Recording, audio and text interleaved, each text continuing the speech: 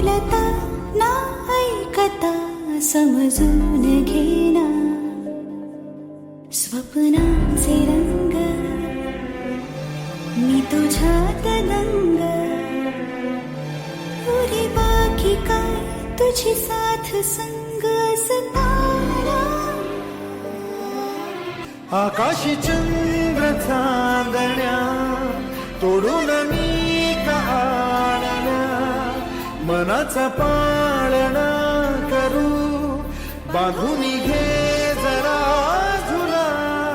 डोळ्यात तूच साजणी सुखाचा स्पर्श तू नवा तुझ्या विना